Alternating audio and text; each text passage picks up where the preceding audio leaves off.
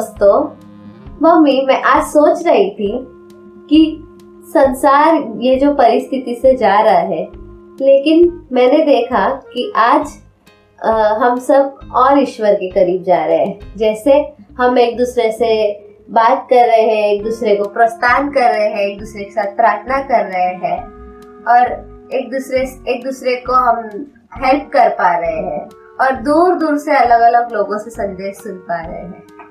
लेकिन साक्षी, पर इस चीजों को हमें यहाँ पर रुकाना नहीं है, हमें इसे और भी कंटिन्यू मतलब हमेशा के लिए करते रहना, ताकि हम जीवन के अंत तक अगर हम इस चीजों में बने रहेंगे तो हम प्रभु के साथ में एक अनंत जीवन बिताएंगे और परमेश्वर हमें कुछ देने वाला है। क्या तुम जानना चाहती हो क्या देने वाला है अंत के दिनों में? हाँ, मैं जानना चाहती हूँ। तो हम देखेंगे याकूब अध्याय 1:12 में।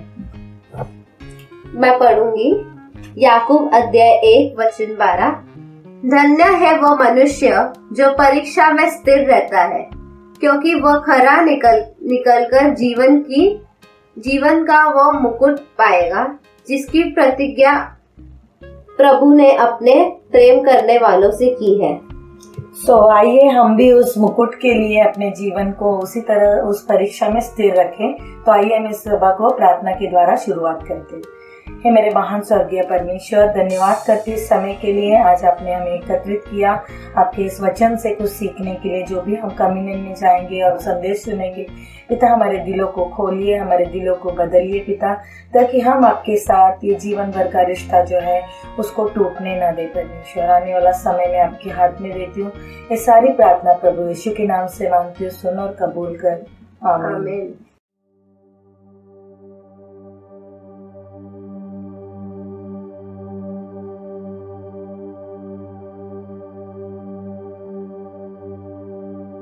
यीशु तेरा नाम सबसे ऊंचा है। यीशु तेरा नाम सबसे ऊंचा है।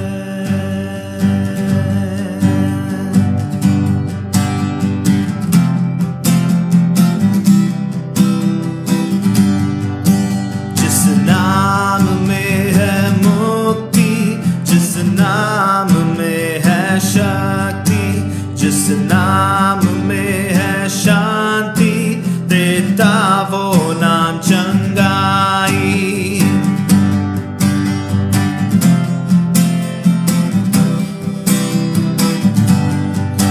जिस नाम में है मुक्ति, जिस नाम में है शक्ति, जिस नाम में है शांति, देता वो नाम चंगाई।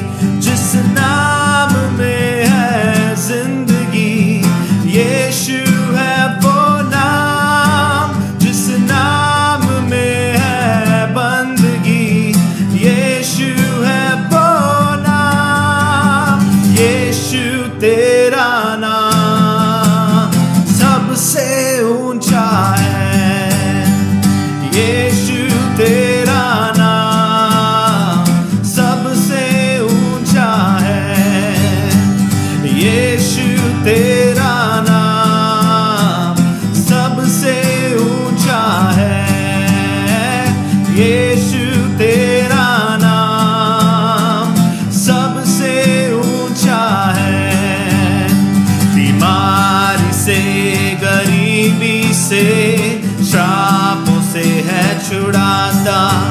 वो नाम है जो अंधों को रोशनी भी है देता।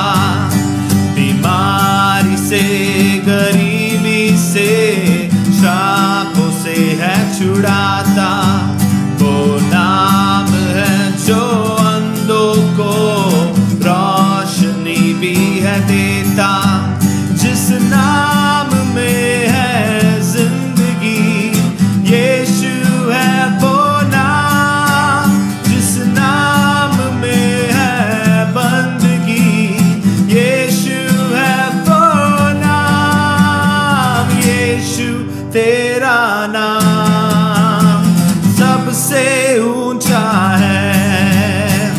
यीशु तेरा नाम सबसे ऊंचा है। यीशु तेरा नाम सबसे ऊंचा है। यीशु तेरा नाम सबसे ऊंचा है। तो गाओ हालेलुया, तो गाओ हालेलुया, तो गाओ हालेलुया, तो गाओ हालेलुया। यीशु ने हमें बचाया है पापों के जाल से। यीशु ने हमें छुड़ाया है शैतान के जाल से। तो गाओ हालेलुया, तो गाओ हालेलुया, तो गाओ हालेलुया, तो गाओ हालेलुया। हमने शांति पाई है यीशु के नाम से। हमने पाई है क्षमा मुक्ति श्रापों से। तो गाओ हालेलुया, तो गाओ हालेलुया, तो गाओ हालेलुया, तो गाओ हालेलुया। अब हम ना डरेंगे यीशु जो साथ है। शैतान से हम लड़ेंगे यीशु के नाम से। तो गाओ हालेलुया, तो गाओ हालेलुया, तो गाओ हालेलुया, तो गाओ हालेलुया। शालोम शांति और सलाम लाए हैं आपके नाम। शालोम शांति और सलाम मेरे यीशु का पैगाम। शालोम शांति और सलाम लाए हैं आपके नाम।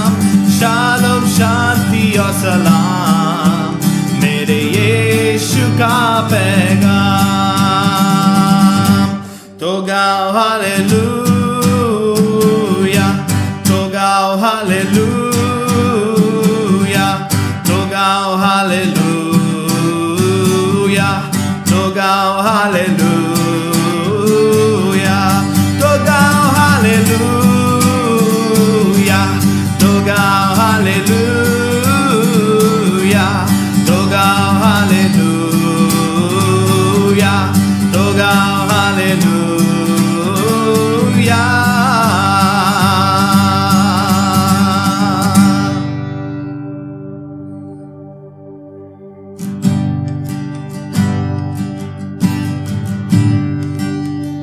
यीशु मसीह तेरे जैसा है कोई नहीं। तेरे चरणों में झुके आसमान और महिमा गाए ज़मीन। यीशु मसीह तेरे जैसा है कोई नहीं। तेरे चरणों में झुके आसमान और महिमा गाए ज़मीन। हम गाए होसैना,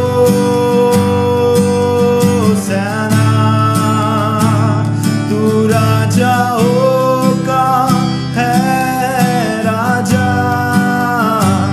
तेरी महिमा होए सदा, तू है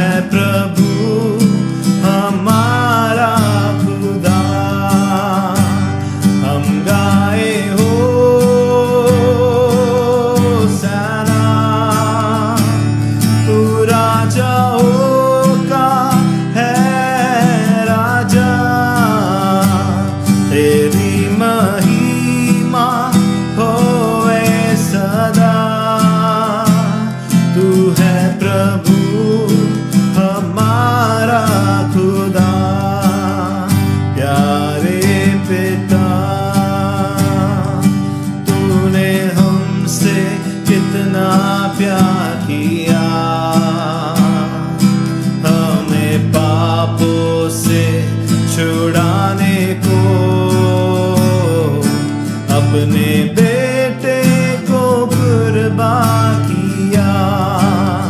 प्यारे पिता,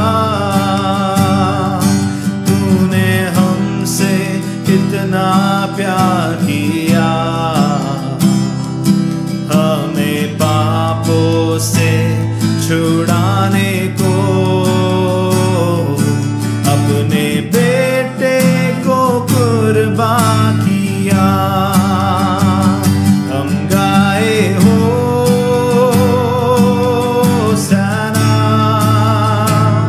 तू राजाओं का है राजा।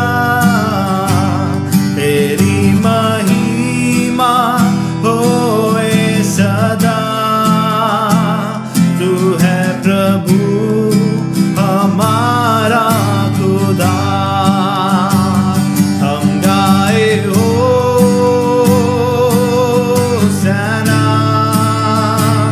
तू राजाओं का है राजा। तेरी महिमा होए सदा। तू है प्रभु हमारा खुदा। पवित्र आत्मा साथ है तू हमारे सदा। अपनी राहों में हमको चला। हमें यीशु के जैसा बना। पवित्र आत्मा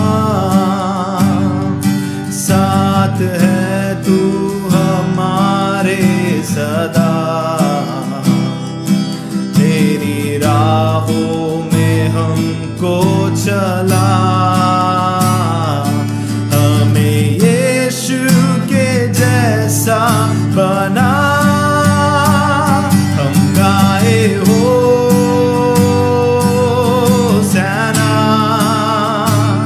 तू राजाओं का है राजा। तेरी महिमा होए सदा। तू है प्रभु हमारा खुदा। हम गाए होसाना,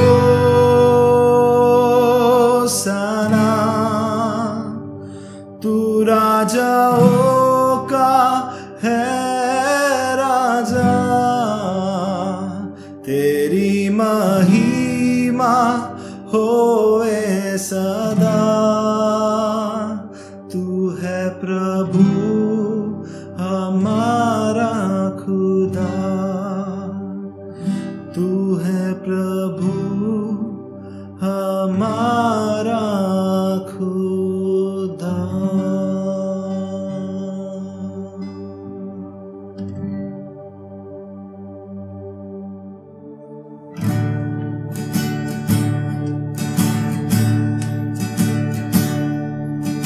भारी सलीब पर आसमान का राजा लटक रहा है। बटकार की मानींद बारी सलीब पर आसमान का राजा लटक रहा है। बटकार की मानींद देखो बहती खून की धारा। जाएंगे दुर्गुना जिसके द्वारा। आ जाओ जल्द यीशु के पास। तुमको बुलाता है खास। आ जाओ जल्द यीशु के पास। तुमको बुलाता है खास। मांग को पूरा करेगा। बरोगों को दूर करेगा। मांग को पूरा करेगा।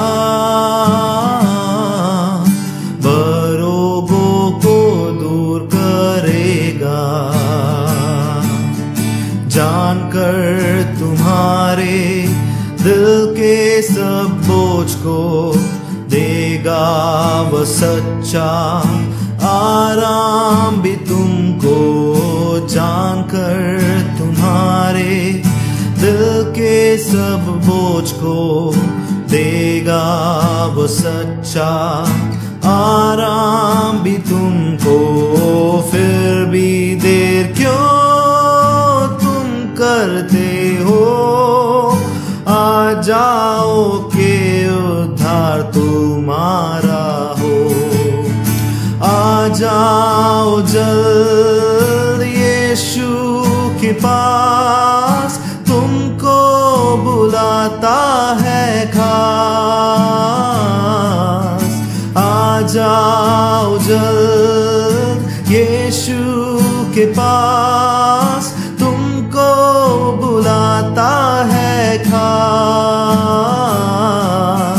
मांग को पूरा करेगा, बरोगों को दूर करेगा। मांग को पूरा करेगा, बरोगों को दूर करेगा।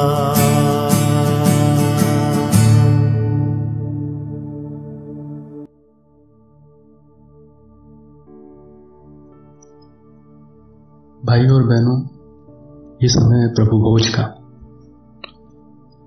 समय है अपना ध्यान क्रूस पर केंद्रित करने का। समय है मसीह के बलिदान को याद करने का। समय है अपने आप को जांचने का, अपने मन को टटोलने का। भाइयों और बहनों, जब भी प्रभु भोज का समय आता है और जब भी मैं अपने आप को जांचता हूं, जब भी अपने आप को देखता हूं अपने भीतर में, तो मैं हमेशा पाता हूं कि अभी मैं तैयार नहीं हूं। अभी भी मैं कई तरह के संघर्षों से जूझ रहा हूं। अभी भी मुझ में ईर्ष्या आती है, घमंड होता है, घृणा आती है, वासना आती है, झूठ आता है, और भी न जाने कितने कितने तरह के पाप हैं जो अभी भी मन में आते हैं। और मैं हमेशा अपने आप को बहुत कमजोर पाता हूं इन सब से लड़ने में। जैसे भी हाल ही की कुछ दिनों पहले की बात है, जैसे कि हम सब ने सुना होगा कि कुछ दिनों पहले हमारे देश में बहुत मंदिर की बातें हो रही थी, और एक देवता के मंदिर की नींव रखी गई थी, और लोग काफी खुश थे। सभी न्यूज चैनल में वही बातें हो रही थी, और लोग एक दूसरे को बधाई दे रहे थे। सोशल नेटवर्किंग पे बधाई संदेशों का आना जाना चल रहा था। मुझे भी कई संदेश मिले, और उनमें से कई मेरे मित्र थे जो अविश्वासी हैं। भाइयों और बहनों, ये देख के मुझे काफी बुरा तो लगा, लेकिन मैं साहस नहीं जुटा पाया। मैं अपने आप को कमजोर समझ रहा था कि मैं कुछ कर नहीं पा रहा। हालांकि मैं कर सकता था, मैं उनको परमेश्वर के बारे में बता सकता था, परमेश्वर के वचन उनके साथ शेयर कर सकता था। मैं उनको कह सकता था कि परमेश्वर ने हम सबको बनाया है, और वो मनुष्यों के हाथों के बनाए हुए मंदिर में नहीं रहता है, बल्कि उसका पवित्र मंदिर तो हमारा शरीर है, और वो हमसे बहुत प्यार करता है। मैं और भी कुछ बताना चाहता था उनको परमेश्वर के बारे में। मैं यीशु मसीह के बारे में बताना चाहता था, जो हमारे पापों के लिए क्रूस की मृत्यु को भी उसने ग्रहण किया, और हम लोगों के लिए उसने एक नया जीवन का रास्ता दिखाया। लेकिन भाइयों और बहनों, मैं कुछ नहीं कर पाया। और ये कुछ ऐसा ही था जैसे कि कोई पूछ रहा है मुझसे, तुम मसीह के साथ था, और मैं कहता हूं नहीं, मैं उसे नहीं जानता। शायद ये आपके साथ भी होता। आइए हम एक वचन में जाएंगे जो हमें मिलता है 2 कुरिन्थियों उसका 13 अध्याय उसका चौथा और पांचवा पद मैं पढ़ता हूं आपके लिए। वह निर्बलता के कारण क्रूस पर चढ़ाया तो गया, तो भी परमेश्वर की सामर्थ्य से जीवित है। हम भी तो उसमें निर्बल हैं, परंतु परमेश्वर की सामर्थ्य से जो तुम्हारे लिए है उसके साथ जिएंगे। अपने आप को परखो कि विश्वास में हो कि नहीं। अपने आप को जांचो, क्या तुम अपने विषय में यह नहीं जानते कि यीशु मसीह तुम में है, नहीं तो तुम निकम्मे निकले हो। सचमुच भाइयों और बहनों, हम निर्बल तो हैं, लेकिन फिर भी परमेश्वर की सामर्थ्य हम में काम करती है, और वही हमें, जब हम कमजोर होते हैं, जब हम किसी तकलीफ में होते हैं, किसी संकट में होते हैं, या किसी तरह की मुसीबत में होते हैं, तो ये वचन ही तो है जो हमें साहस देते हैं, सामर्थ्य देते हैं।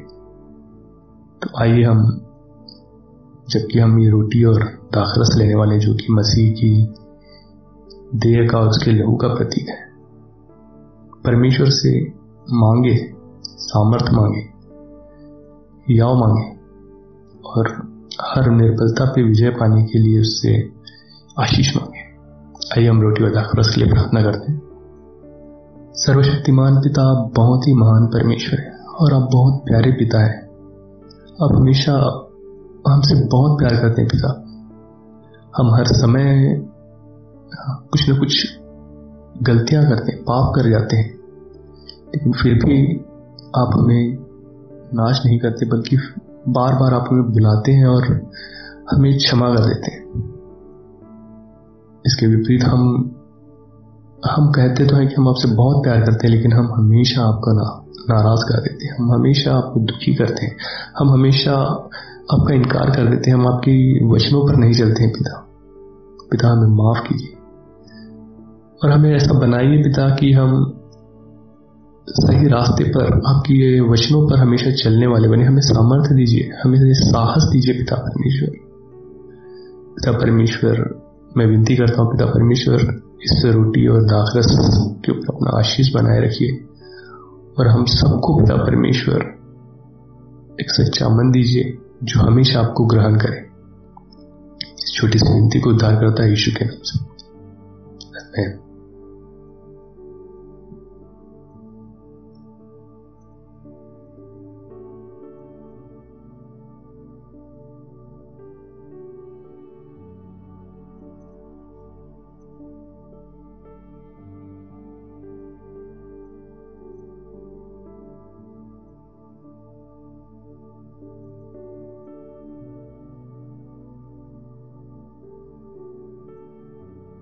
भाइयों और बहनों, प्रभु भोज का समय समाप्त हो, यह समय है दान का। दान के लिए एक वचन मैं आपसे बांटना चाहता हूँ, जिसमें मसीह कहता है, जो हमें मिलता है लूका की पुस्तक में, उसका 20वां अध्याय, उसका 25वां। उसने उनसे कहा, तो जो कैसर का है वह कैसर को दो, और जो परमेश्वर का है वह परमेश्वर को दो। भाइयों और बहनों, सचमुच में हम जब व्यवस्था की बात आती तो हम हंसी खुशी देने के लिए तैयार हो जाते हैं, लेकिन जब बात आती है दान की, तो शायद हम उतने ईमानदार नहीं रह पाते। वचन में कहता है मसीह की जो परमेश्वर का है वो परमेश्वर को दो, और परमेश्वर का सब कुछ है भाई। आइए हम हर्ष से उसे दें, और ये जो दान है, जो किसी जरूरतमंद के काम आ सकता है, उसमें अपना सहयोग दें। आइए हम दान के लिए प्रार्थना करें। प्यारे पिता, बहुत ही आभारी हूँ पिता इस समय के लिए जो आपने हमें दिखाया है। पिता परमेश्वर, आप बहुत ही महान परमेश्वर है, और आप हमेशा हमारी हर जरूरतों को पूरी करते हैं, और संसार और संसार की सारी भरपूरी जो आपने हमें दी है पिता, आपकी ही है पिता परमेश्वर। होने देना पिता परमेश्वर की हम भी पिता परमेश्वर हर्ष से देने वाले बने पिता परमेश्वर। जो कुछ भी है पिता परमेश्वर हम दे सकें, उसको आप ग्रहण कीजिए पिता परमेश्वर, उसमें बहुत ऐत की आशीष रखिए पिता। वो हर जरूरतमंद के काम है, और उसको कभी भी घटी ना होने पाए। इस छोटी सी प्रार्थना को उद्धार करता यीशु मसीह के नाम से मांगता हूं, आमीन।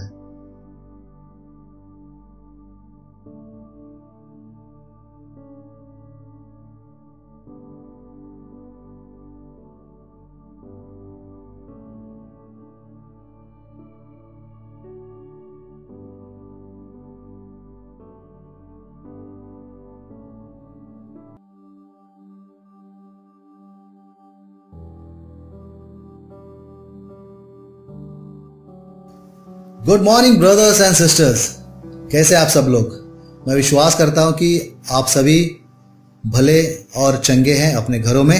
और मैं आज बहुत खुश हूं कि फिर एक बार परमेश्वर ने मौका दिया कि परमेश्वर का वचन आपके साथ मैं बांट सकूं। तो आइए हम एक प्रार्थना करते हैं, फिर हम वचन में जाएंगे। मेरे प्यारे शुद्ध पिता परमेश्वर, आपके नाम को बहुत धन्यवाद करते हैं प्रभु। पिता, सारा गौरव महिमा आदर हम आपको देते हैं क्योंकि आप बहुत महान परमेश्वर है। पिता, आज हम जो भी वचन देखेंगे पिता, आप पवित्र आत्मा के द्वारा हमसे बातें करना और इस वचन से हम कुछ संकल्प पाकर उसे अपने जीवन में हम इस्तेमाल कर सके, सहायता कर।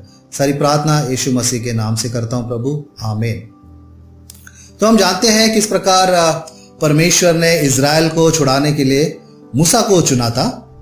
और उसके बाद हम पवित्र शास्त्र में हम ये भी हमने पढ़ा होगा कि किस प्रकार योनातन ने पलिश्तियों पे जीत हासिल की थी और दाऊद ने भी गोलियत पर जीत हासिल की थी।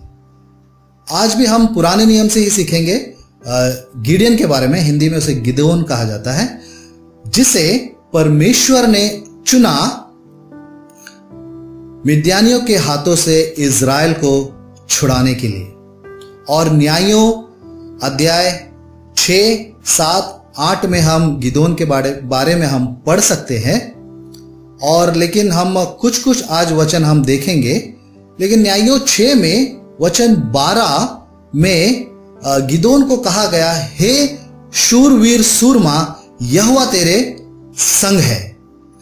परमेश्वर ने कहा कि यहोवा तेरे संग है। यहां पर मैं थोड़ा बैकग्राउंड बताता हूं कि इजराइल जब भी कुछ गलतियां करते वो परमेश्वर के पास जाते और परमेश्वर से वो क्षमा मांगते, परमेश्वर से बोलते कि हम तकलीफ में पड़े हैं, हमें आप छुड़ाइए, हमारी मदद कीजिए। और इस समय में भी ऐसा ही हुआ कि उन्होंने परमेश्वर के नजर में कुछ बुरा किया और वो परमेश्वर के पास जाकर वो बोलते हैं कि हमें आप बचाइए। तो हम पढ़ते हैं न्यायों अध्याय 6 में वचन 1 से 6 हम पढ़ेंगे। पहले मैं आपके लिए पढ़ता हूं। तब इजराइलियों ने यहोवा की दृष्टि में बुरा किया, इसलिए यहोवा ने उन्हें मिद्यानियों के वश में 7 वर्ष कर रखा और मिद्यानी इजराइल पर प्रबल हो गए। मिद्यानियों के डर के मारे इजराइलियों ने पहाड़ों के गहरे खड्डों और गुफाओं और कीलों को अपने निवास बना लिए। जब जब इजरायली बीज बोते तब तब मिद्यानी और अमालेकी और पूर्वी लोग उनके विरुद्ध चढ़ाई करके अज्जा तक छावनी डाल डालकर भूमि की उपज नष्ट कर डालते थे। और इजरायलियों के लिए न तो कुछ भोजन वस्तु और न भेड़ बकरी और न गाय बैल और न गधा छोड़ते थे, क्योंकि वे अपने पशु और डेरों के लिए हुए चढ़ाई करते और टिड्डियों के दल के समान बहुत आते थे और उनके ऊंट भी अनगिनत होते थे। और वे देश को उजाड़ने के लिए उसमें आया करते थे। और मिद्यानियों के कारण इजरायली बड़ी दुर्दशा में पड़ गए।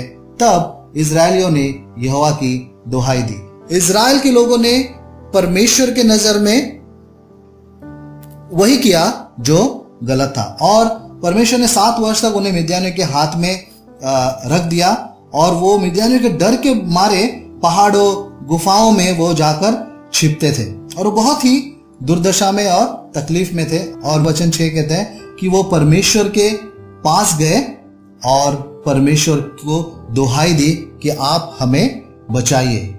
लेकिन परमेश्वर उन्हें बोलता है कि मैंने तुमको मिस्र देश से छुड़ा के लाया, मैंने तुमको देखभाल किया, लेकिन फिर भी तुमने वही किया जो मुझे पसंद नहीं था। और वही वचन 10 में और 11 में वचन कहता है, और मैंने तुमसे कहा, मैं तुम्हारा परमेश्वर यहोवा हूं। एमीरी लोग जिनके देश में तुम रहते हो उनके देवता का भय न मानना, परंतु तुमने मेरा कहना नहीं माना। वचन 11, फिर यहोवा का दूत आकर उस बांज वृक्ष के तले बैठ गया और जो ओपरा में अभी एजीर योआश का था और उसका पुत्र गिदोन एक दाखरस के कुंड में गेहूं इसलिए झाड़ रहा था कि उसे मिद्यानियों से छिपा रखे, उसको यहोवा के दूत ने दर्शन देकर कहा, हे शूरवीर सुरमा, यहोवा तेरे संग है।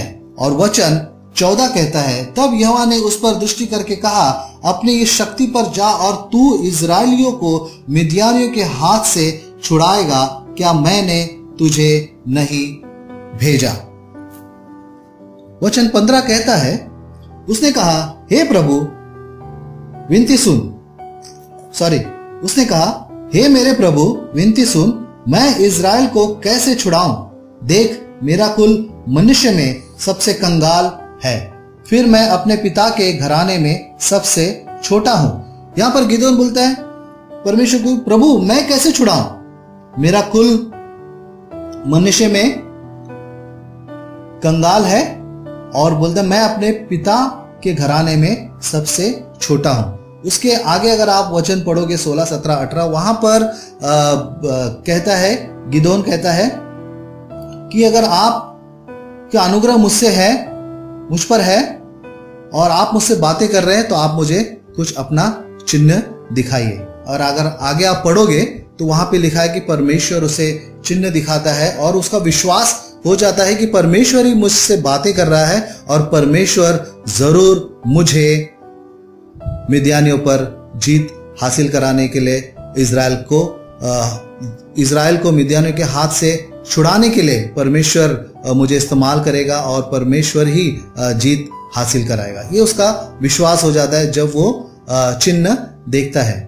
तो यहां पर हम देखते हैं कि किस प्रकार इजराइल के लोगों ने, जब उनके ऊपर तकलीफें आई, उन्होंने परमेश्वर को आवाज दिया।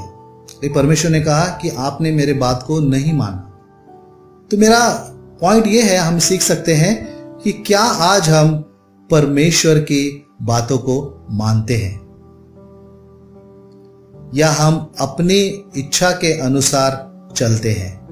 परमेश्वर ने हमारे जीवन में बहुत सारे अच्छे अच्छे काम किए हैं। अगर आप अध्याय 6 में वचन आप 7 से 10 तक पढ़ोगे, वहां पर परमेश्वर ने यही कहा कि मैंने तुम्हारे लिए बहुत सारे चीजें की, मिस्र से आपको छुड़ाया, लेकिन फिर भी आपने वही किया जो मेरे नजर में गलत था।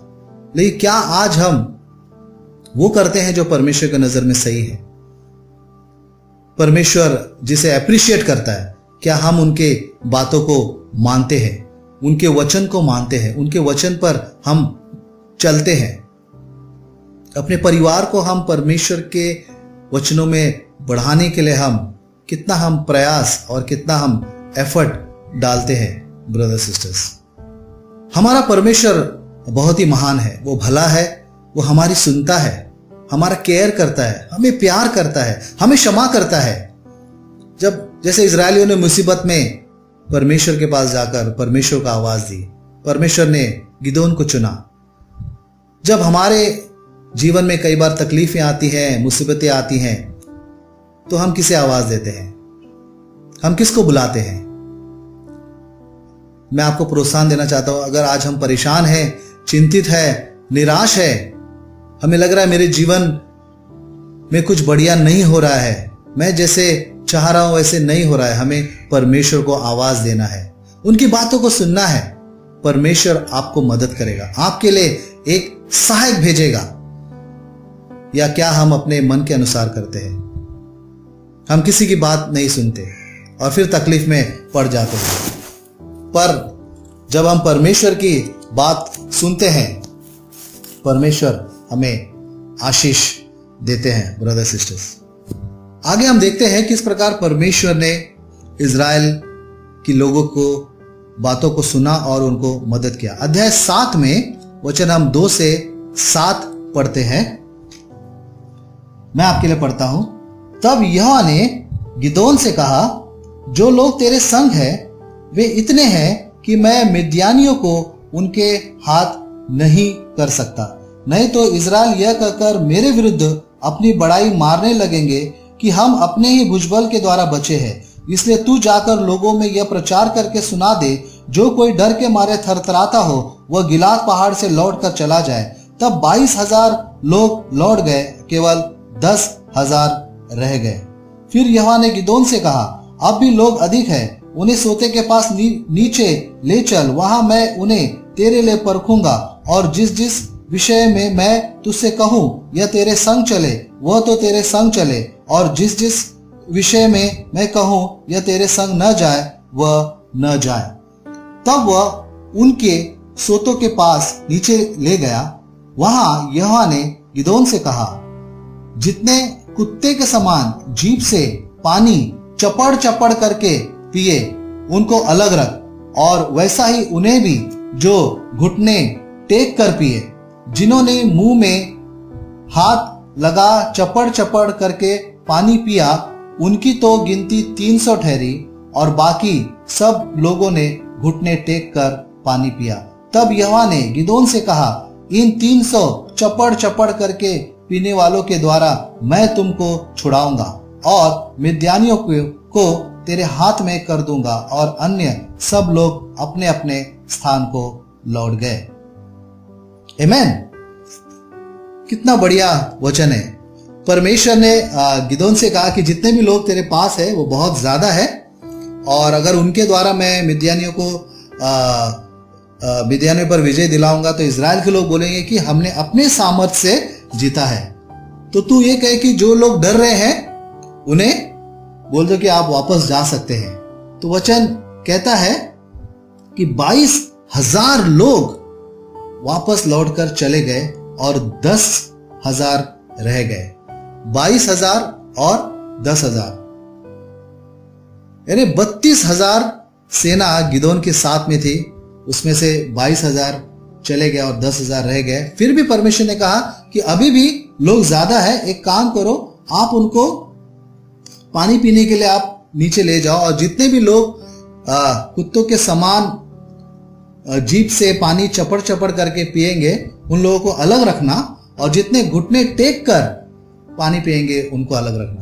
जो 300 लोग थे जिन्होंने कुत्ते के समान चपड़ चपड़ करके पानी पिया, और 10,000 में 300 अगर हम माइनस करें तो 9,700 लोग ऐसे थे जिन्होंने घुटने टेक कर पानी पिया। और परमेश्वर ने कहा कि इन 300 लोगों के द्वारा मैं तुझे जीत हासिल कराऊंगा।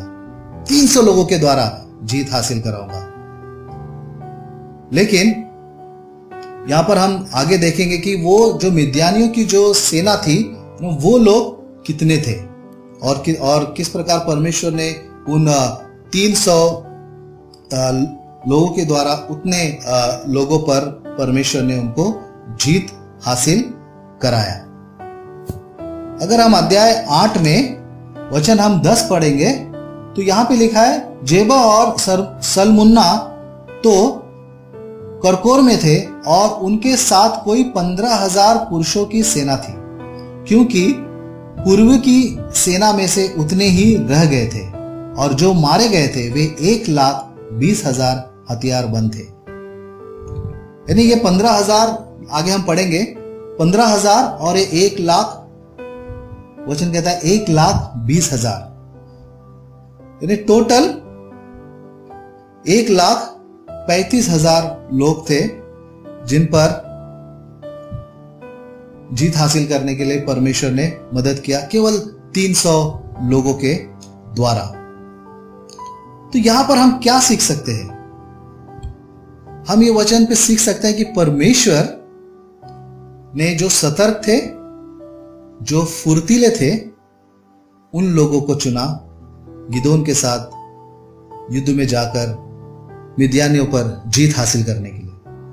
तो हम सीख सकते हैं, क्या आज हम अपने मसीह जीवन में जोशीले हैं या फुर्तीले हैं, या अब अपना मसीह जीवन हम बहुत ही जोशीले रूप से, फुर्तीले रूप से हम जी रहे हैं? जैसे लॉकडाउन का समय है, हम अपने घरों में हैं, ना हम काम पे जा रहे हैं, घरों में हैं, कहीं ना कहीं हम थोड़ा सा है ना, कई बार थोड़ा लेजीनेस हमारे जीवन में आ गया है ना, या शायद हम थोड़े आलसी बन गए हैं, रात को लेट सोना और सुबह लेट उठना। लेकिन हमें याद रखना है ब्रदर्स सिस्टर्स, ये सबके लिए है वचन, मेरे लिए भी है, कि हम एक संसार में हैं और हम एक है ना धार्मिकता की लड़ाई लड़ रहे हैं, और उसके लिए हमें हर समय, हर पल अपने जीवन में हमें बहुत सतर्क रहने की जरूरत है, बहुत फुर्तीला रहने की जरूरत है कि मैं किस प्रकार से कैसा मैं जीवन जी रहा हूं। क्या मैं सतर्क हूं या कोई गलत बात तो मेरे जबान से नहीं निकल रहा है, या मैं कोई गलत चित्र या मोबाइल में कोई गलत मूवी तो मैं नहीं देख रहा हूं। बहुत सतर्क रहने की जरूरत है। परमेश्वर ने उन 300 लोगों में वही उत्सुकता देखी कि वो चाहते थे, वो हथियार पकड़कर ही जल्दी जल्दी पानी पीना चाहते थे, और उनका ध्यान भी दुश्मन पर था। वो ये नहीं चाहते थे कि हमारा ध्यान पानी पर रहे और दुश्मन आकर हम पर हमला करे। वो जल्दी जल्दी पानी पीकर, और दुश्मन पर उनका ध्यान था कि वो जल्दी टाइम वेस्ट ना करे और जल्दी पानी पीकर उनसे लड़ाई करने के लिए आगे जाए। लेकिन बाकी लोग थे, वो बहुत आराम से बैठे थे, आराम से घुटने टेक कर नीचे बैठकर पानी पी रहे थे। 300 लोग बहुत गंभीर थे। क्या आज हम अपने जीवन में, अपने शिष्य जीवन में ब्रदर्स सिस्टर्स, क्या हम बहुत गंभीरता से, सतर्कता से, फुर्तीले रूप से हम अपने जीवन को जी रहे हैं? या कई बार हमें आगे बढ़ने के लिए है ना, कि हमें कई बार धक्का देना पड़ता है, या हमें बार बार फोन करना पड़ता है, मीटिंग शुरू हो गया है, अटेंड करो, मीटिंग में आओ। क्या हमें बार बार हमें लोग हमें फोन करते हैं कि हमें विश्वास में मजबूत रहना है, ब्रदर आपको ये करना है, ब्रदर आपको ये, सिस्टर्स आपको ऐसा करना है। अच्छी बात है, हमें सलाह लेने की बहुत जरूरत है, सबको सलाह की जरूरत है, लेकिन ये चाहिए कि हमें खुद अपने आप को, अपने जीवन में एक सतर्क रहना चाहिए।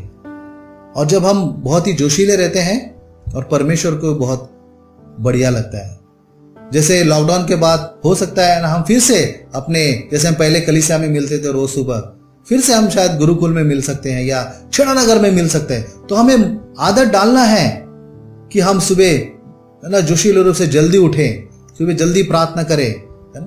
तो ऐसा ना हो कि यही हमारा जो स्वभाव रहेगा, या थोड़ा हम सुस्त हो गए तो शायद चर्च शुरू भी हो जाएगा, तभी भी हम आराम से आएंगे, है ना। शायद चर्च में ओपनिंग हो गया, सिंगिंग भी हो गया, उसके बाद हम लोग पहुंच रहे हैं।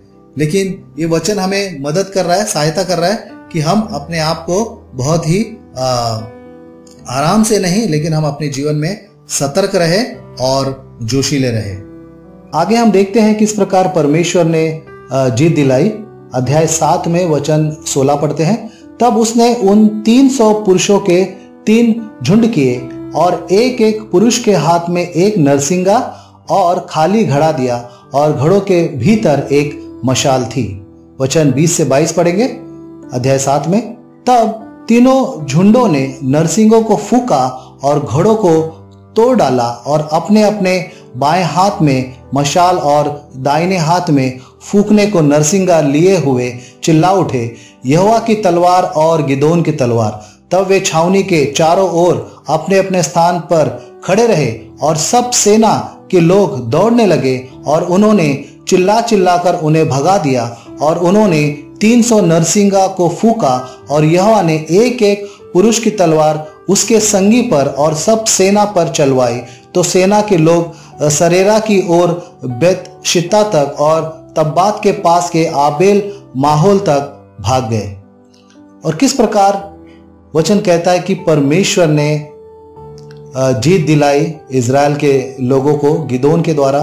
300 लोगों के हाथों में किस प्रकार वो लोगों ने नरसिंगा को फूका और घड़ों को तोड़ डाला, और उनके हाथों में मशाल थी, और उन्होंने वो मशाल लेकर दाहिने हाथ में उन्होंने फूकने को नरसिंगा लिया और चिल्ला उठे कि यहोवा की तलवार और गिदोन की तलवार। और किस प्रकार वचन में हमने देखा कि वो सेना आपस में ही एक दूसरे से लड़ रहे थे, और किस प्रकार परमेश्वर ने उनको उस सेना पर जीत हासिल कराया।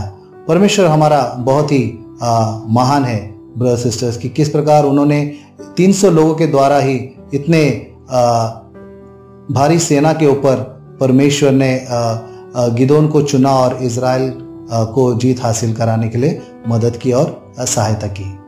आगे हम देखते हैं अध्याय 7 में वचन 23 से 25 में क्या होता है।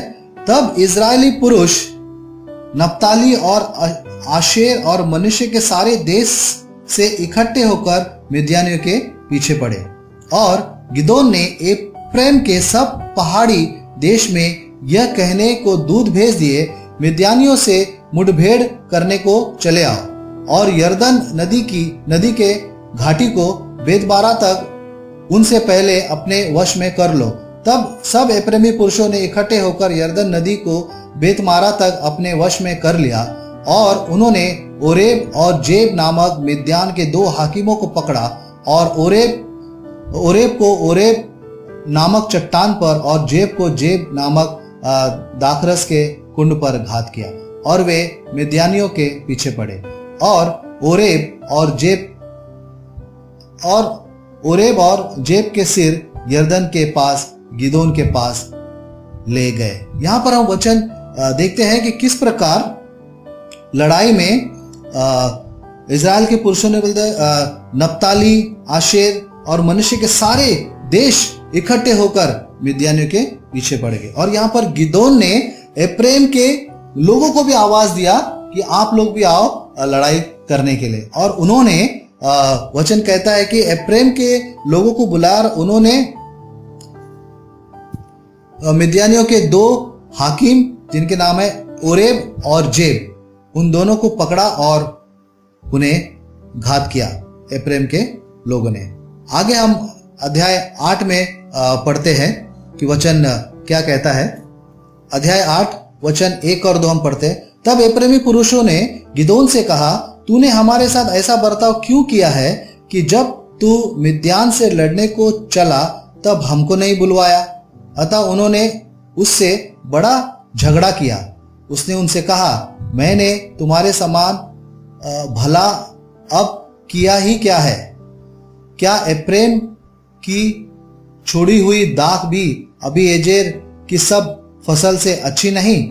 तुम्हारे हाथों में परमेश्वर ने ओरेब और जेब नामक मिद्यान के हाकिमों को कर दिया, तब तुम्हारे बराबर मैं कर ही क्या सका। जब उसने ये बात कही तब उनका जी उसकी ओर से ठंडा हो गया। यहां पर हम देख रहे हैं किस प्रकार एप्रैम के लोग गिदोन को बोल रहे हैं कि आप लड़ाई करने गए लेकिन हमको नहीं बुलाया। लेकिन गिदोन ने बहुत ही समझदारी से उनको जवाब दिया। उनको बहुत ही गुस्सा आया था गिदोन के ऊपर, लेकिन गिदोन ने कहा कि मैंने कुछ नहीं किया, तुमने तो बहुत बड़ा काम किया है, तुमने वो मिद्यान के हाकिमों को तुमने मारा है, मैंने जो काम किया उससे तुमने बहुत बड़ा काम किया है। और उनको अप्रिशिएट किया, उनका तारीफ किया, उनको प्रोत्साहन दिया। तो वो अप्रिशिएशन और वो तारीफ सुनकर जो एप्रैमी लोग गिदोन के पास आए थे, बोलता है उनका गुस्सा जो है वो ठंडा हो गया। वो झगड़ा करने आए थे गिदोन के साथ, अपना एप्रैम के लोग, लेकिन गिदोन ने बहुत समझदारी से बात किया कि मैंने जो किया है वो कुछ भी नहीं, लेकिन आपने जो किया है वो बहुत ही मेरे काम से भी बहुत ही बड़ा है। क्योंकि अध्याय हमने 8 में आगे पढ़ा कि ऑलरेडी 1,20,000 लोगों पर परमेश्वर ने ऑलरेडी जीत उनको दिलाया था। तो गिदोन ने बोला कि मैंने जो किया, लेकिन उसके सामने आपने जो किया वो बहुत ही महान है, वो बहुत ही बढ़िया। ये सुनकर एप्रैम के लोगों का गुस्सा शांत हो गया और वो ठंडे हो गए। यहां पर चाहता तो गिदोन उनसे आर्गुमेंट कर सकता था, उनके साथ बात कर सकता था, उनके साथ वार्तालाप कर सकता था, लेकिन वो उनके साथ बात करके, उनके साथ वार्तालाप करके, आर्गुमेंट करके अपना टाइम, अपना समय वो वहां पर क्या बोलते हैं समय गंवाना नहीं चाहता था। इसके लिए वो बहुत ही वो अच्छे से उसने बातें की। तो यहां पर हम तीसरा अंक हम सीख सकते हैं, प्रोत्साहन देना लोगों के स्वभाव को बदलता है। प्रोत्साहन देने से लोगों का जो स्वभाव है या गुस्सा है वो शांत हो जाता है। किस प्रकार नीति वचन अध्याय 15 में वचन 1 कहता है, कोमल उत्तर सुनने से गुस्सा ठंडा हो जाता है, परंतु कटु वचन से क्रोध भड़क उठता है। वचन बोलता है कि कोमल उत्तर, अगर हम कोमलता से बात करेंगे किसी से भी, तो किसी का भी गुस्सा जो है वो शांत हो जाता है। लेकिन कई बार हम देखते हैं कि कई बार हम आर्गुमेंट में फंस जाते हैं, गुस्से में फंस जाते हैं, एंगर आता है और उसमें नुकसान कई बार हमारा ही होता है। बहुत सारे रिश्ते गुस्से के वजह से खराब हो गए हैं, बहुत सारे बिजनेस में प्रॉब्लम आ गया है। तो कई बार हम अपने घरों में हैं या हम अपने ऑफिसेस में हैं या हम कोई बिजनेस कर रहे हैं या हम कोई हम मिनिस्ट्री में हैं, मिनिस्ट्री में हम एक दूसरे के साथ जब हम मिलते हैं या बातचीत करते हैं तो बहुत ज़रूरी है ब्रदर्स सिस्टर्स कि हमें एक दूसरे को प्रोत्साहन के द्वारा हमें बात करना है। अगर कोई बात आता भी है तो हमें बहुत ही सॉफ्ट वर्ड यूज करके बात करना है, ताकि सामने वाले का जो भी गुस्सा है, जो एंगर है ना, वो शांत हो जाए। कि वचन भी हमें यही प्रोत्साहन देता है। जैसे मैंने कहा कि बहुत सारे जो रिलेशंस में प्रॉब्लम आ गए गुस्से की वजह से, लेकिन सॉफ्ट आंसर, कोमल उत्तर लोगों के दिल को और प्रॉब्लम को शांत करता है। और यही विजडम, यही ज्ञान परमेश्वर ने गिदोन के दिया। तो हमें भी परमेश्वर से मांगना है, प्रभु आप भी हमको एक अच्छी और बुद्धि ज्ञान देना, बुद्धि से भरना। गिदोन भी क्रोधित हो सकता था, लेकिन उसने अपने आप को सॉफ्ट किया, नम्र किया। और एक आप वचन पढ़ सकते हैं उत्पत्ति अध्याय 33 में वचन 1 से 4। जब याकूब एसाव से जब मिलने आया तो वचन कहता है कि एसाव 400 लोगों को लेकर याकूब से मिलने के लिए गया। लेकिन याकूब जब उसे मिलने के लिए गया तो उसने 7 बार उसको दंडवत किया। आगे आप वचन जेनेसिस पढ़ोगे तो आपको पता लगेगा। तो याकूब वहां पर अपने आप को उसने बहुत ही दीन बना दिया, उसने बहुत ही अपने आप को नम्र बना दिया। तो आज हम कितना हम एक दूसरे से कोमलता से, हम प्यार से, है ना, सॉफ्ट वर्ड यूज करके हम बात करते हैं। जब हम किसी को सॉफ्टली बात करते हैं तो वो बहुत सारे प्रॉब्लम को सॉल्व कर देता है। अध्याय 8 में वचन 4 और 5। तब गिदोन और उसके संगी 300 पुरुष जो थके मांदे थे तो भी खदेड़ते ही रहे थे, यरदन के किनारे आकर पार हो गए। तब उसने सुक्कोत के लोगों से कहा, मेरे पीछे इन आने वालों को रोटी दो, क्योंकि ये थके मांदे और मैं मिद्यान के जेबा और सलमुन्ना नामक राजाओं के पीछा कर रहा हूं। यहाँ पर बोलते 300 लोग बहुत ही थके मांदे थे और वो, लेकिन फिर भी थके मांदे होने के बावजूद भी बोलते यरदन नदी वो लोग ने पार किया और उनका लड़ाई के लिए उनका पीछा करते हुए वो लोग आगे गए। उनको इतना भूख लगा था, थके मांदे थे, लेकिन उसमें भी उन्होंने परमेश्वर के काम को रोका नहीं, वो लोग आगे बढ़ते चले गए। 300 लोग थके थे लेकिन फिर भी वो लड़ाई के लिए आगे बढ़ रहे थे। परमेश्वर उन्हें शक्ति दे रहे थे। वो कमजोर महसूस कर रहे थे लेकिन परमेश्वर के काम के लिए वो आगे बढ़ रहे थे। और वो तो हमें प्रार्थना करना है अपने जीवन में कि प्रभु, है ना, मैं आपके लिए, आपके राज्य के लिए मैं हमेशा मैं काम करने के लिए मैं आगे बढ़ूं, आपकी सेवकाई करने के लिए मैं आगे बढ़ूं। कोई भी अगर आके हमसे आर्गुमेंट करता है या हमसे कोई बातें करता है तो हमें उसे लेकर बैठना नहीं है, लेकिन हमें परमेश्वर के लिए काम करना है। हमें अपने, जैसे वो लोगों ने 300 लोगों ने अपने कमजोरी को नहीं देखा, लेकिन परमेश्वर ने जो उद्देश्य उनको दिया था, जिस काम के लिए चुना था, उस काम को करने के लिए वे आगे बढ़े। उसी प्रकार हमें भी अपने जीवन में जो शिष्य जीवन हम जी रहे हैं, हमें शिष्यता में, परमेश्वर के रिश्ते में, परमेश्वर के राज्य के लिए उनकी सेवकाई में हमें आगे बढ़ना है। अगर हम गरीबी में हमें कहना है कि मैं अमीर हूं, निर्बलता में हमें कहना है कि मैं बलवान हूं, और परमेश्वर हमें वो बल देगा, परमेश्वर हमें सामर्थ्य देगा कि हम परमेश्वर के लिए और उनके राज्य के लिए हम काम कर सकते हैं। जैसे हमने पहले पढ़ा अध्याय 8 में वचन 10 की, ऑलरेडी परमेश्वर ने 1,20,000 लोगों पर जीत हासिल कराया था, अब केवल 15,000 लोग बाकी थे। हमें देखना है कि हमारे जीवन में भी ऑलरेडी परमेश्वर ने क्या क्या अच्छे काम किए हैं, क्या क्या परमेश्वर ने हमको आशीष दिया है। हमें शायद अच्छा घर नहीं होगा रहने के लिए, परमेश्वर ने आज हमें अच्छा बिल्डिंग में रूम दिया है। शायद हम साइकिल चलाते होंगे, आज परमेश्वर हमें बाइक दिया है। शायद अच्छी नौकरी नहीं थी, लेकिन परमेश्वर ने आज हमें अच्छा नौकरी दिया है। अच्छा जीवन नहीं था, परमेश्वर ने अच्छा जीवन दिया है। पैसों से आशीष दिया, बहुत सारी चीजें परमेश्वर ने हमें दिया है। तो परमेश्वर ने जो हमें दिया है उसके बारे में परमेश्वर को धन्यवाद देना बहुत जरूरी है, परमेश्वर का आभार प्रकट करना बहुत जरूरी है। परमेश्वर को के लिए हमें उनके राज्य के लिए हमें एक आभार का दिल लेकर काम करना बहुत जरूरी है। जो आशीषें परमेश्वर ने दी है उसे हर समय याद रखने के लिए बहुत जरूरी है। किस प्रकार परमेश्वर ने 300 लोगों के द्वारा मिद्यानियों पर जीत हासिल करा है। तो जो भी आज हमारे पास थोड़ा है, परमेश्वर ने थोड़े लोगों के द्वारा, थोड़े लोगों को इस्तेमाल कर परमेश्वर ने 1,35,000 लोगों पर जीत हासिल कराया। आज जो भी हमारे पास परमेश्वर के लिए टाइम है, जो परमेश्वर के लिए हमें दान है, जैसे हमने स्टैट्स में देखा कि बहुत सारा हमारा जो दान है वो कम हो गया है। मैं आप सभी को प्रोत्साहन देना चाहूंगा भाई बहन, जो भी हमारे पास थोड़ा दान है, जो भी आपको लगता है मैं ये परमेश्वर को दे सकता हूं, आप परमेश्वर को दीजिए। परमेश्वर उस थोड़े में बहुत सारा आशीष देगा, बहुत सारा आशीष देगा। अगर परमेश्वर ने 300 लोगों के द्वारा इतने लोगों पर विजय हासिल कराया है, तो हम जो परमेश्वर के लिए देंगे, परमेश्वर उसमें बहुत सारा आशीष देगा।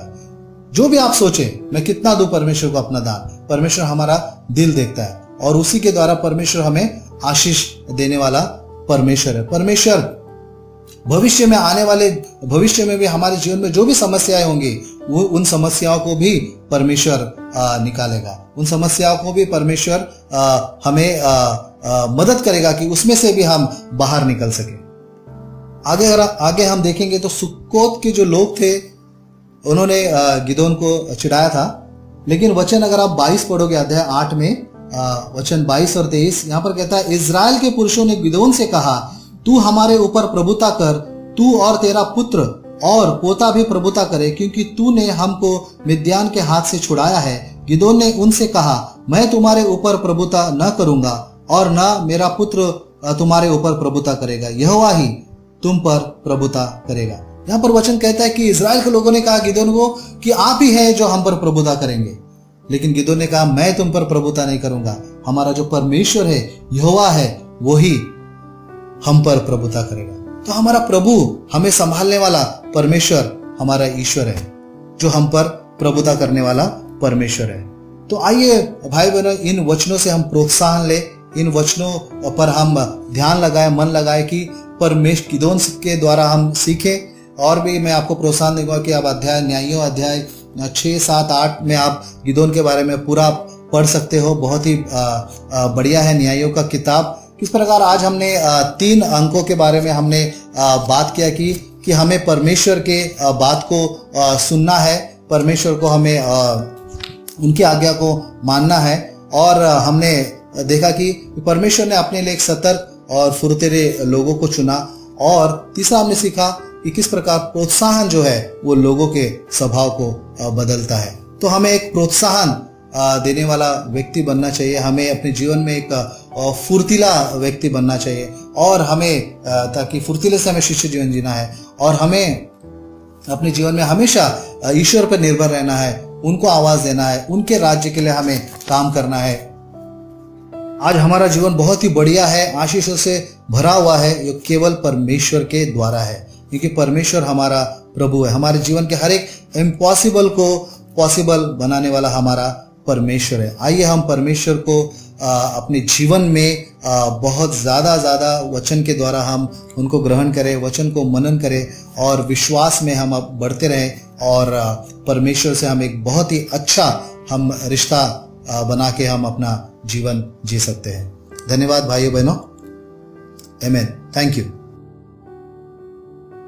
बहुत समय हो गए हैं मुझे गिडियन का स्टोरी पढ़कर बाइबल में से, और सच में आज मुझे बहुत अजीब लग रहा है खुद के बारे में ये सोचकर कि कितना समय हो गया है मुझे पुराने नियम में जाकर जो वहां पर जो किरदार है और जो परमेश्वर का वचन है वो सब जानकर और पढ़कर मुझे इतना समय हो गया है।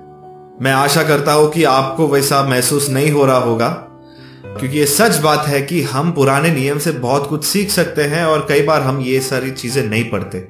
और आज का मैसेज मेरे लिए एक बहुत ही अच्छा रिमाइंडर था कि मुझे इन किरदारों के बारे में भी पढ़ना है, बहुत गहराई से जानना है, और अपने जीवन को इन वचनों के अनुसार बदलना है। अगर आपको प्रोत्साहन मिला होगा आज के मैसेज से, तो मैं आपको ये विनती करता हूं कि प्लीज आइजैक ब्रो को एक थैंक यू नोट भेज दीजिए उनके नंबर पर, या फिर उनको कॉल करके आप उन्हें थैंक यू बोल सकते हैं। और अपने भाइयों बहनों के साथ भी ये पॉडकास्ट का जो लिंक है वो शेयर कीजिए, और उनके साथ भी जो आपके दोस्त हैं, आपके पड़ोसी हैं, जो आपके परिवार में मसीह को नहीं जानते, उन सबको भी ये पॉडकास्ट का लिंक भेज दीजिए ताकि उन्हें भी ये वचन सुन के प्रोत्साहन मिले। आज का पॉडकास्ट खत्म करने से पहले आइए हम एक आखिरी गीत गाएं और मैं आपको मिलूंगा अगले संडे इसी समय इसी जगह यूट्यूब पर। तब तक के लिए परमेश्वर का अनुग्रह आप सभी के जीवन में भरपूर रहे। आमीन।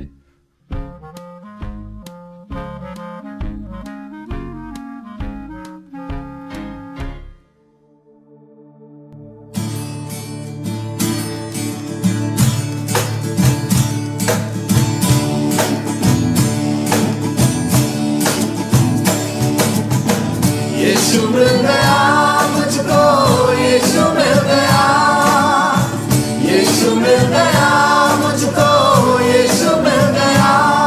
तो जीवन में सब कुछ मिला, तो जीवन में सब कुछ मिला। यीशु मिल गया मुझको, यीशु मिल गया, यीशु मिल गया, यीशु मिल गया। तो जीवन में सब कुछ मिला, तो जीवन में सब कुछ मिला। भटक रहा था मैं अंधेरी रातों में, तन्हा अकेला जाता किधर।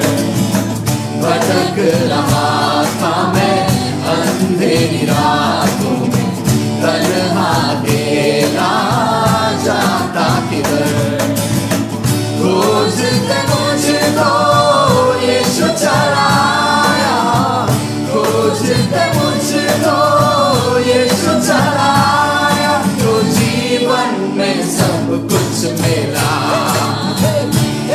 तो जीवन में सब कुछ मिला। यीशु मिल गया मुझको, यीशु मिल गया, यीशु मिल गया मुझको, यीशु मिल गया। तो जीवन में सब कुछ मिला, तो जीवन में सब कुछ मिला। सूली पे ले लिया पापों को मेरे, जान दे दी बदले जान के मेरे। सूली पे ले लिया पापों को मेरे, जान दे दी बदले जान के मेरे। तोड़े सारे बंधन आजाद है किया, तोड़े सारे बंधन आजाद है किया। तो जीने का मकसद मिला, तो जीने का मकसद मिला। यीशु मिल गया मुझको, यीशु मिल गया, यीशु मिल गया मुझको, यीशु मिल गया। तो जीवन में सब कुछ मिला, तो जीवन में सब कुछ मिला। यीशु मिल गया मुझको, यीशु मिल गया, यीशु मिल गया मुझको, यीशु मिल गया, यीशु मिल गया मुझको, यीशु मिल गया, यीशु मिल गया मुझको, यीशु मिल गया। तोड़े सारे बंधन आजाद है किया, तोड़े सारे बंधन आजाद है किया। तो जीने का मकसद मिला, तो जीने का मकसद मिला। यीशु मिल गया मुझको, यीशु मिल गया, यीशु मिल गया मुझको, यीशु मिल गया। तो जीवन में सब कुछ मिला, तो जीवन में सब कुछ मिला, तो जीवन में सब कुछ मिला।